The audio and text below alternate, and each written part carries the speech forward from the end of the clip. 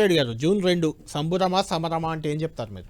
అంటే అధికారం పోయిందని కొంచెం ఏమైనా బాధలో ఉన్నారా? సంబరమేనా మీకు? ఒకటండి, జూన్ 2 అనేది ఎప్పటికీ తెలంగాణ ప్రజల కోణంలోంచి ఆలోచిస్తుంది తప్పితే ఈ రాజకీయపరమైన అంశాలకు సంబంధించి అదొక ప్రత్యేకమైనటువంటి అంశం. ఇప్పుడు రేవంత్ రెడ్డి గారు కానీ వాళ్ళ ప్రభుత్వం అనుసరిస్తున్నటువంటి తీరు, ఏకపక్ష ధోరణి, తెలంగాణ అధికారిక లోగోను మార్చాలనుకోవడము, తర్వాత ఇవన్నీ అంశాలకు సంబంధించి మా పార్టీకి ఉన్న అభిప్రాయాలు, ఉన్నటువంటి ఒక విభేదాలు అవి వేరు. కానీ తెలంగాణ ప్రజల కోణంలో తెలంగాణను అవతరించినటువంటి రోజు కాబట్టి దాని విషయంలో ప్రత్యేకంగా సంబరమే ఉంటుంది.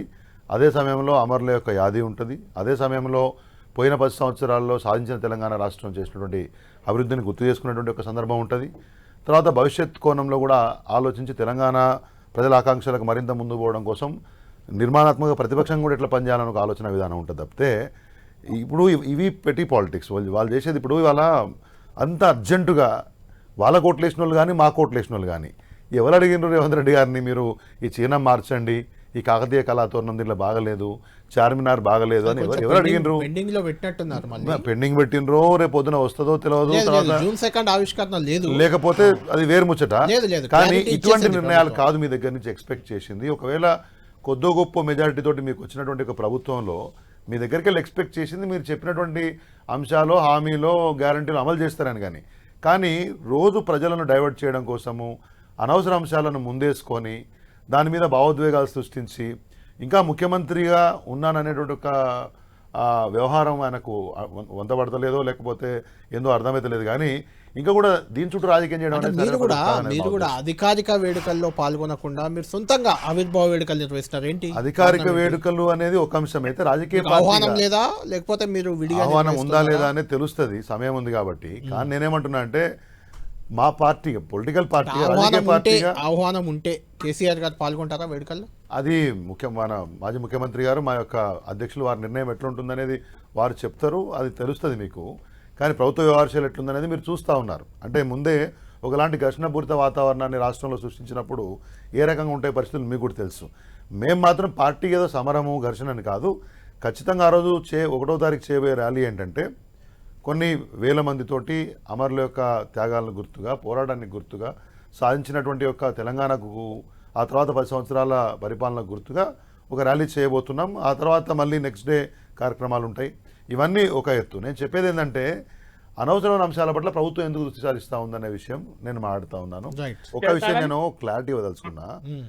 ఇప్పుడు కీరవాణి మ్యూజిక్ వద్దని మేము భారత రాష్ట్ర సమితి పార్టీగా అనలే. ఖచ్చితంగా కొంత తెలంగాణ అస్తిత్వం మీద, తెలంగాణ పట్ల కొంత భావన చింతగా ఉన్నవాళ్ళు కీరవాణి కాకుండా ఇంకెవరన్నా మన తెలంగాణ మట్టి బిడ్డలు ఎవరైనా చేస్తే భావోద్వేగాలను లేదా మనోభావాలని బాగా అర్థం చేసుకునే వాళ్ళు ఎవరైనా ఉంటే బాగుండు అని ఎవరైనా ఒకరు ఇద్దరు అంటే political party we never said that Keeravani గారు వద్దనో ఇంకొకరు వద్దని అని అనలేదు. ఈ విషయాన్ని సరిదిద్దు.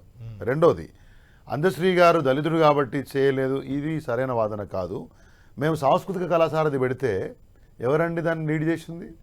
ఇంకో రసమే బాలకృష్ణ దళితుడు కాదా? గోరటి వెంకన్న గారు ఏమిటండి?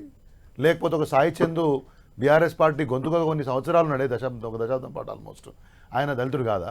కాబట్టి అట్లా దళితుడు నాన్ దళిత అనే ఫీలింగ్ మనం తీసుకోవద్దు. అందశ్రీ ఒక గొప్ప కవిగా అందరం గౌరవిస్తాము, ఆ గీతాన్ని అందరం పాడిన వాళ్ళమే. అచ్చా, ఇంకొక మాట మన రాణి రుద్రమ గారు కూడా అన్నారు, ఏమంటే మీరు ఉన్నప్పుడు ఎప్పుడు కూడా దాన్ని అధికార గీతంగా ప్రకటించలేదు అని. నేనేమన్నా ఇంకేదైనా గీతంగా ప్రకటించినామా? పోనీ అందశ్రీ గారి మీద కోపం ఉన్నది, కళ్యాణ్ గారు రాసిందో దయాకర్ గారు రాసిందో చేసినామా? రాష్ట్ర గీతాన్ని ప్రకటించలేదు. మీరు చేసి ఉంటే సరే, నాకు ఆ విషయంలో నేను కొంత క్లారిటీ. ఒక వర్డ్ వెనకకి తీసుకోవాలి, ఒక వర్డ్ వెనకకి తీసుకోవాలి, ఒక వర్డ్ ను టెక్నికల్ గా నేను వెనకకి తీసుకోవాలి. అందశ్రీ దళితుడు కాదు ఫస్ట్, దాని దళితత్వానికి నేను ఆపాదించొద్దు, ఎందుకంటే ఈజ్ నాట్ ఎ దళిత్. ఆయన విశ్వమానవుడు. వాళ్ళ తల్లిదండ్రులు ఎవరో దళిత తల్లి పెంచిన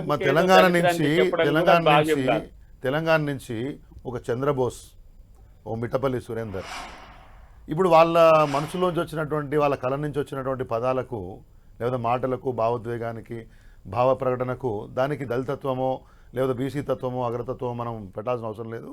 వాళ్ళు ప్రజల మనసులోంచి 2వ తారీఖు తర్వాత అది ఒక మాట. నేను ఇవాళ వాస్తవంగా అదే తెలంగాణైట్ ఉద్యమంలో పాల్గొన్నవాడిగా, తెలంగాణైట్గా ఒక విద్యార్థి దశ నుంచి రాజకీయాల్లో ఉన్నలాగా చెప్తా ఉన్నాను. వీటికి ఆపాదించే అవసరం లేదు. ఒకళ్ళని ఓన్ చేసుకునే ప్రసక్తి అవసరం లేదని చెప్తున్నా. ఒకటి.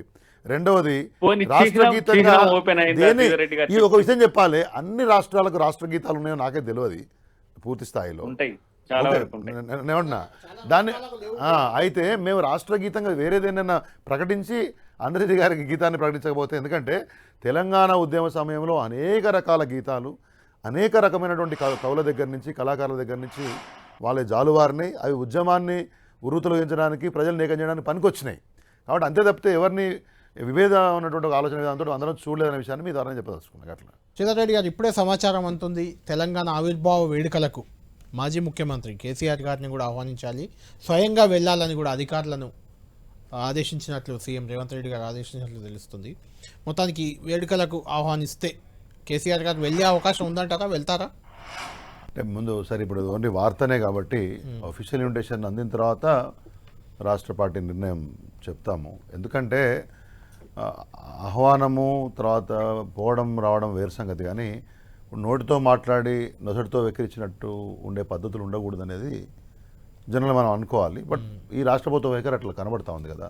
ప్రతి అంశంలో ఒక ఘర్షణాత్మక వైఖరి, ప్రతి అంశంలో గత ప్రభుత్వం చేసిన అన్ని అంశాలని తిరగదోడేదో కొత్తగా చూపించాలనే ఒక ప్రయత్నం. అంటే ఏది గత ప్రభుత్వం తప్పే చేసిందనే ఒక ఆహ్వానించి రాలేదు అని అనిపించే ప్రయత్నం. నేను ఏమంటానంటే, ఇప్పుడు నిర్ణయం మనం తీసుకోలేదు కాబట్టి ఇప్పుడే నేను చెప్పాను. ఎందుకంటే రాష్ట్ర అధ్యక్షులుగా వారు, తొలి ముఖ్యమంత్రిగా వారి నిర్ణయం వారు తీసుకుంటారు, అది చెప్తాం.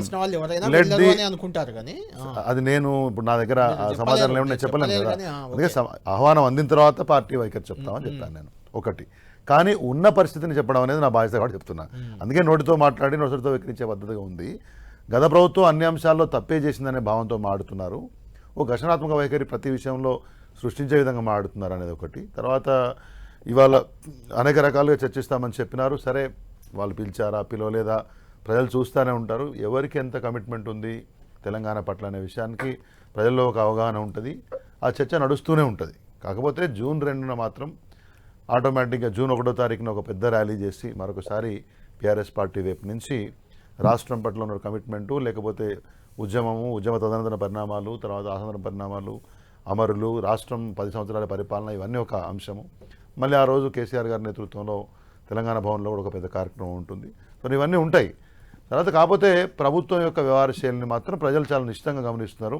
ప్రత్యేకించి రాష్ట్ర చిహ్నం విషయంలో మాత్రం ఈ కాకతీయ కళాతోరణం కానివ్వండి, లేకపోతే చార్మినార్ కానివ్వండి, మిగతా అంశాల విషయంలో ఒక ఉద్దేశపూర్వక ధోరణి, ఇది మార్చి తీరాలి, గత ప్రభుత్వం చేసిన దానికి భిన్నంగా ఉండాలనే ధోరణి తప్పితే దానిలో కొత్తగా ఏమనిపించట్లేదు అనే విషయాన్ని మాత్రం నేను మీ దాకా చెప్పవచ్చు.